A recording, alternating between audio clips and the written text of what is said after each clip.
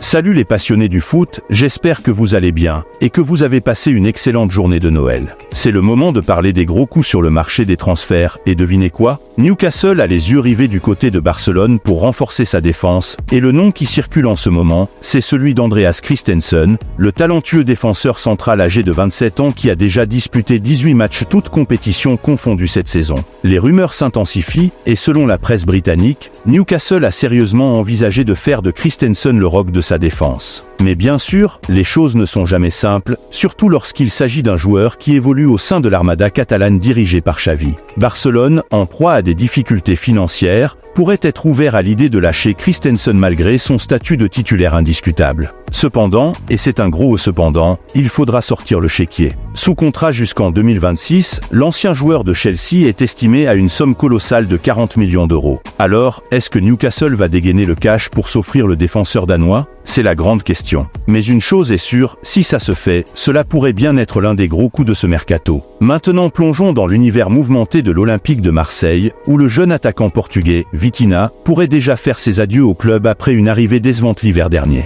Les rumeurs font état de 3 clubs étrangers qui préparent des offres alléchantes pour s'attacher les services du talentueux joueur. C'était en décembre que l'on croyait enfin voir Vitinha décoller. Après des mois difficiles à l'EM, le joueur de 23 ans semblait enfin trouver ses marques avec le nouveau système de jeu mis en place par l'entraîneur Gennaro Gattuso. Il a même été aligné aux côtés de la star Pierre-Emerick Aubameyang, promettant ainsi un duo explosif. Cependant, cette période faste s'est rapidement estompée et Vitinha a retrouvé le banc de touche, éloigné des feux de la rampe. À l'approche du mercato hivernal, une ombre plane sur l'avenir de Vitinha à l'EM. Le président Pablo Longoria, connu pour sa politique sans compromis, estime que personne n'est intouchable, surtout pas un avant-centre qui n'a inscrit que 6 buts en 39 apparitions depuis son arrivée en janvier dernier. Heureusement, Vitinha suscite toujours l'intérêt sur le marché des transferts. Selon le journaliste Ekrem Konur, 3 clubs étrangers basés en Angleterre et en Italie se préparent à soumettre des offres alléchantes pour le jeune attaquant. Les détails de ces propositions restent pour le moment dans l'ombre, mais une chose est sûre, le club phocéen aura du mal à récupérer les 32 millions d'euros investis dans le joueur. Avec seulement 11 départs cette saison et 4 buts à son actif, Vitinha n'a pas répondu aux attentes placées en lui. À moins d'un miracle orchestré par Longoria, Marseille risque de subir une perte financière, d'autant plus que les clubs intéressés ne semblent pas être les mastodontes de leur championnat respectif. Poursuivons du côté de l'Inter Milan, qui a verrouillé sa ligne de mire sur l'ailier du FC Bruges, Tajon Buchanan, âgé de 24 ans et auteur de 3 buts en 20 matchs toutes compétitions confondues cette saison. Les choses s'accélèrent sérieusement, les négociations entre l'Inter et le club belge étant déjà en cours. Vous vous souvenez de nos discussions de la semaine dernière? Eh bien, semble-t-il que l'Inter ait pris les choses en main. Selon le toujours fiable journaliste Fabrizio Romano, les deux clubs sont en train de discuter des modalités de transfert pour l'international canadien.